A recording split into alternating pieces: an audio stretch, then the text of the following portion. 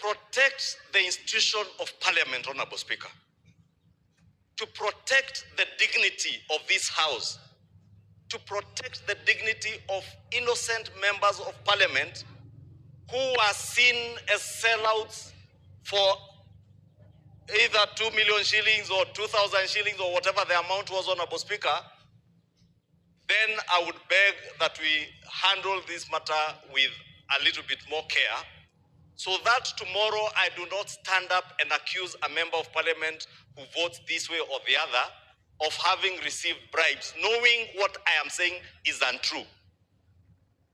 More worrying, Honorable Speaker, and I would urge you, Honorable Speaker, to ask the Honorable Koimburi to stand in his place. Because if you seek forgiveness, please do so with clean hands. When the Honorable Koimburi wrote that letter last week, Honorable Speaker, that letter was delivered to your office in the evening. A copy was delivered to my office, and a copy, I think, to the leader of minority, because they were copied. And I would have wanted to hear the Honorable Koimburi confirm if indeed what he says, he was the author of this letter. This letter was delivered by a staff member in his office, whom he knows, and I don't want to name him because he's not here, but the Honorable Koimburi knows his staff member who delivered that letter. The letter was stamped in my office.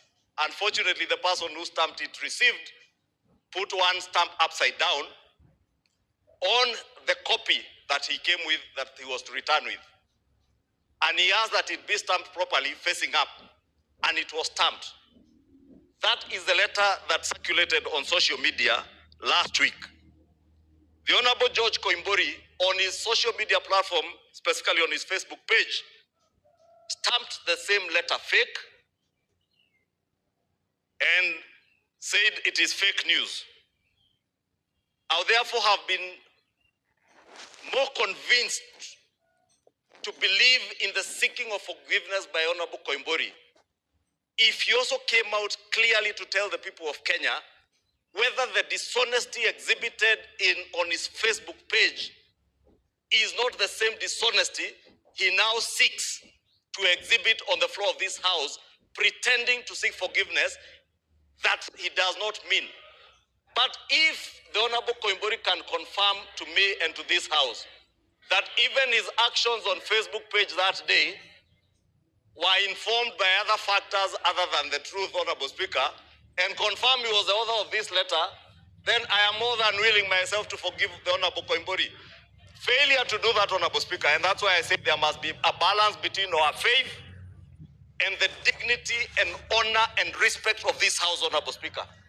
Failure to do that, then I would strongly recommend, because Honorable Koimburi cannot be in a church and allege one thing, come and draft a letter seeking forgiveness, then the same evening post on social media that the letter is fake.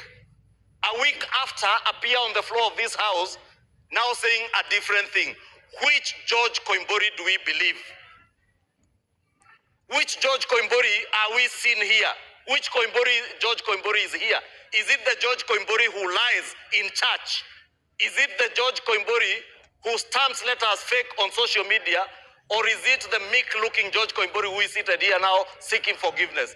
If this George Koimburi seated here seeking forgiveness, Honorable Speaker, is the same Koimburi, I forgive him. If the George Koimburi of lying in church and later denying and reasserting the lie, then I will not forgive that George Koimburi. But the George Koimburi who is here, if he wants to be honorable, if he wants to dignify this house, he must come out clean, confess, one, to the lie he said in church, confess to the lie he sold on social media. If he comes out clean, I am more than willing to forgive the Honorable George Koimburi and ask the Almighty God to also forgive him for having lied in church. And the Honorable George Koimburi is my very good friend, Honorable Speaker. In fact, the Honorable George Koimburi, in his first election as a member of parliament, he will tell you, he had serious problems when he was seeking election first as a member of parliament. The Honorable George Koimburi was elected never having set foot in a single political rally in Juja constituency. He campaigned when he was in hiding. And he knows the only place he could come to when he was in hiding was to my house for me to facilitate him, to be able to facilitate his campaign. And these are facts of life, Honorable Speaker. And the Honorable Koimburi knows. I have invited him to my house, facilitated his campaign. And that is why, as a friend, I choose to forgive him if he confesses the dishonesty. And therefore, Honorable Speaker, I will ask, before you conclude, the Honorable George Koimburi to rise in his place and clarify the matter of the letters, because that is pertinent for me and for many members to know whether indeed is genuine in his seeking of forgiveness.